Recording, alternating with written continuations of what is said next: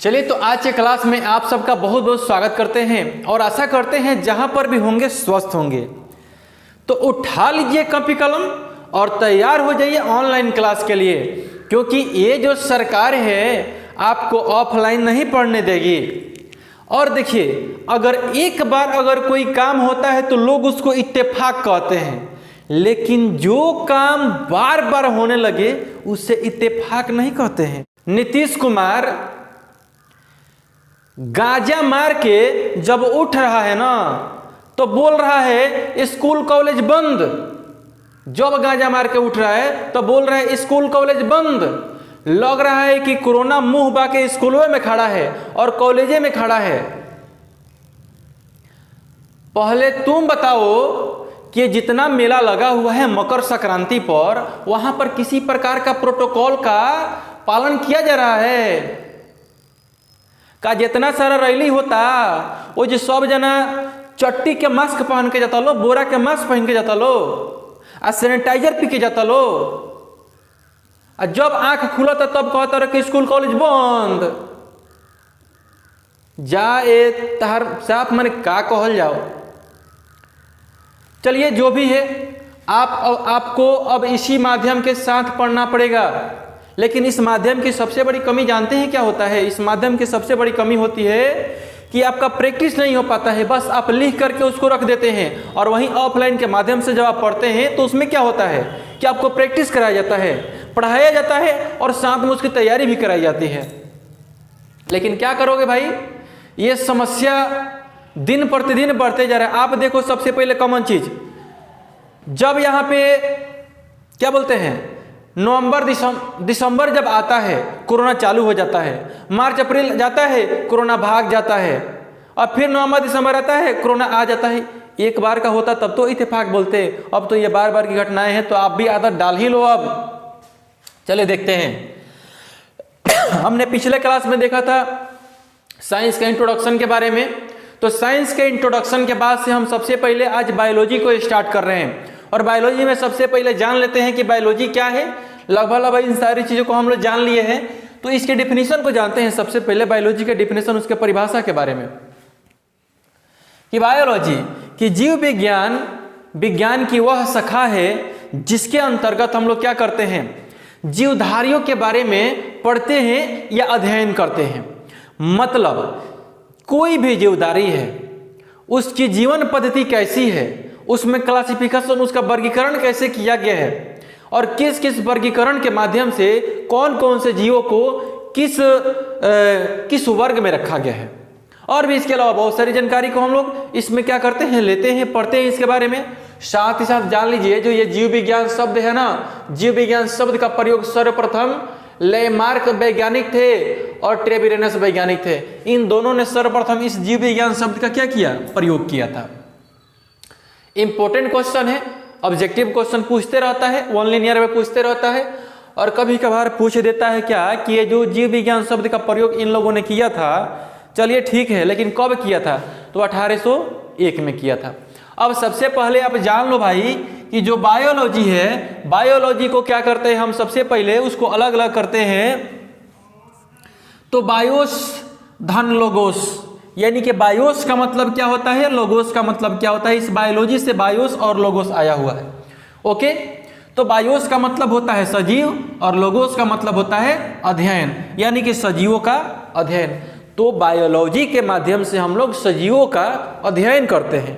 Okay, अब देखेंगे यहाँ पे, सबसे पहले मैं पिछली कक्षा में ये चर्चा कर चुका हूँ, और जब उसको अलग अलग जैविकीय विज्ञान को मैंने क्लासिफाइड कर दिया, ठीक ना, तो दो भागों में बांट करके इसको बताया था। लेकिन उतना ही नहीं होता है, उसके अलावा भी कुछ जीव विज्ञान की प्रमुख शाखाएं होती है, और उन शाखाओं के अंतर्गत हम लोग किन सारी चीज़ों का अध्ययन करते हैं। तो सबसे पहले देखिए यहाँ पे बॉटनी जो होता है, पिछली कक्षा में बताए हैं, पादपों यानी कि पेड़ पौधों के बारे में याद कर ही लीजिए, इसको ध्यान में ठोक ही लीजिए कि बॉटनी में किसका अध्ययन करते हैं, तो पादपों का अध्ययन करते हैं। जूलॉजी में भी बता दिए हैं। जूलॉजी मतलब क्या होता है, जूलॉजी में हम लोग जीवों के बारे में, जानवरों के बारे में अध्ययन करते हैं। और उसके बाद से आता है पेडोलॉजी। तो पेडोलॉजी जो होता है, पेडोलॉजी के अंतर्गत हम लोग मृदा जो होते हैं ना, मृदा मिट्टी के बारे में, मिट्टी कई प्रकार की होती है, ठीक ना, बलुई मिट्टी होती है, चिकनी मिट्टी होती है, रेगुड़ होती है, काली मिट्टी होती है, बहुत प्रकार की मिट्टियाँ होती है। उसके बारे में हम लोग क्या करते हैं, अध्ययन करते हैं। किसमें, पेडोलॉजी में भाई, जेरेटोलॉजी। अब जेरेटोलॉजी में एक यहाँ पे वर्ड आता है वृद्धावस्था। तो देखिए मनुष्य एक अवस्था के बाद से, ठीक ना, वो शिशुअवस्था में होता है, नौजवान अवस्था में, युवा अवस्था में होते होते आदमी चल जाता है कहाँ पे, वृद्धावस्था में चला जाता है। और वृद्धावस्था में जाने के बाद से हर अवस्थाओं का अध्ययन किया जाता है, लेकिन यहाँ पर वृद्धावस्था का चर्चा किया गया है। तो वृद्धावस्था को हम लोग अध्ययन किसमें करते हैं, जेरेटोलॉजी में। ओके, ऑसिटोलॉजी, तो ऑसिटोलॉजी में यहाँ पर देख लीजिए अ है और यहाँ पर भी अ है। थोड़ा बहुत तो ये माइनर चीज़ों को अपने से बैठा करके चलना ही पड़ेगा, ठीक ना, उसके क्रम को बैठाना ही पड़ेगा, तब जाकर के ये सारी चीज़ें याद होती है, ठीक ना। तो इसमें हम लोग क्या करते हैं, अस्थियों के बारे में। तो जो हम लोगों के शरीर में हड्डियाँ होती है ना, हड्डियाँ होती है, हड्डियाँ जल जाने के बाद से अस्थि बन जाती है, और भी बहुत सारे मैटर है, उन सारी चीज़ों का अध्ययन हम लोग करते हैं ऑस्टियोलॉजी में। ओके, तो इसमें अस्थि का अध्ययन करते हैं। और देखिए बहुत ही इंपॉर्टेंट चीज है डर्मेटोलॉजी, डर्मी, ये डर्मेटोलॉजी है। तो डर्मेटो यानी कि त्वचा, ये जो त्वचा है ना, इन सारी चीजों का अध्ययन हम लोग करते हैं डर्मेटोलॉजी में। और साथ ही जान लीजिए आप लोगों ट्रोफोलॉजी, तो ट्रोफोलॉजी में पोषण के विधि का अध्ययन। तो जो हम लोग मिनरल्स को लेते हैं, मिनरल्स को खाते हैं, उसके विधि का अध्ययन करते हैं कि उसमें कई प्रकार की विधियां होती है। सबसे पहले आप बताओ कि जो बैलेंस डाइट होता है, यानी कि संतुलित आहार की जो विधियां होती है, तो ज़्यादा मात्रा में क्या खाना खा लेना वो संतुलित आहार होता है क्या? उसकी सही विधि है वो? नहीं, इन सारे विधियों के बारे में अध्ययन करते हैं हम लोग ट्रोफोलॉजी में। और साथ ही साथ हर्पेटोलॉजी में उभयचर और सरीसृप का, यानी कि सांपों का, और जो मेढक है यानी कि जो जल में रहते हैं, जो स्थल पर रहते हैं, दोनों के बारे में हम लोग क्या करते हैं, अध्ययन करते हैं। किसमें? हर्पेटोलॉजी में।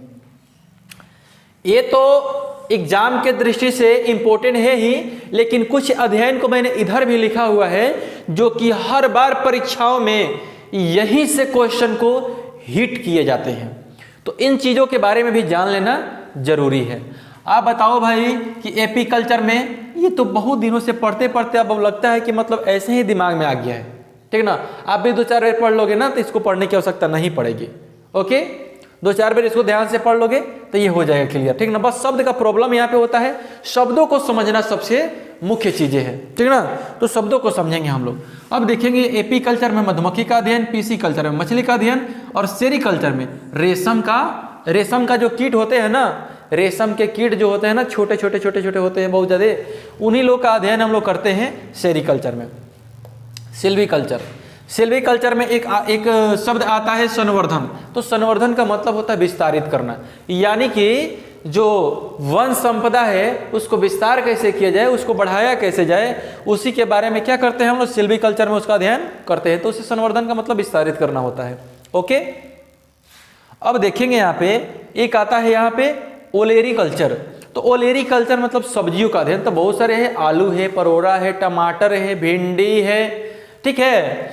तो उसमें हम लोग क्या करते हैं, ओलेरी, ओले से लग रहा है ना कि ओले जैसा आलू, तो ओलेरी यानी कि सब्जियों का अध्ययन। सब्जियों का राजा किसको बोलते हैं? आलू को बोलते हैं, ठीक ना।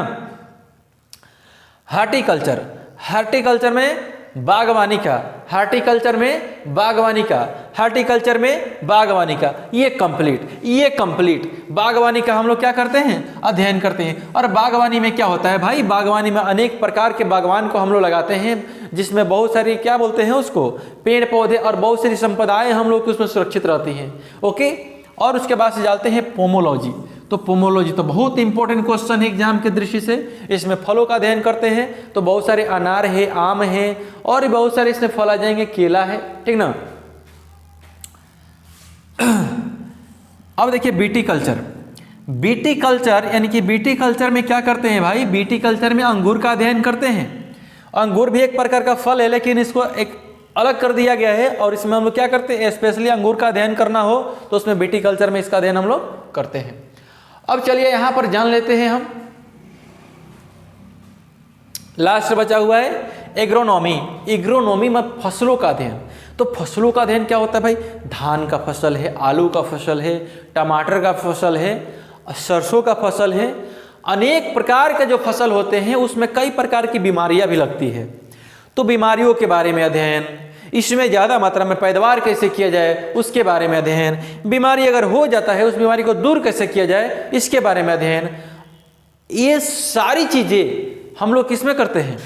एग्रोनॉमी में करते हैं। तो आई होप कि ये जितना भी ये चीज़ें आप लोग को हम बता रहे हैं ये सभी चीज़ें आपको समझ में आती होंगी।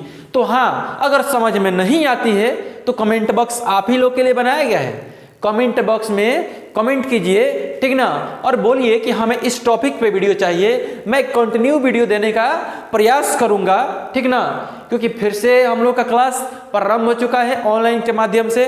तो चलिए, अब अगर ये सारी चीज़ें समझ में आती है तो चैनल को सब्सक्राइब कर लीजिए और बेल आइकन का दबा लीजिए। इससे क्या होगा, जो भी वीडियो डालेंगे आप समय समय पे उसको क्या करेंगे, देखेंगे, पढ़ेंगे और उससे लाभ उठाएंगे। वीडियो को शेयर करना ना भूले। मिलते हैं नए वीडियो में एक नए एनर्जी के साथ। तब तक के लिए दीजिए इजाजत। जय हिंद, जय भारत।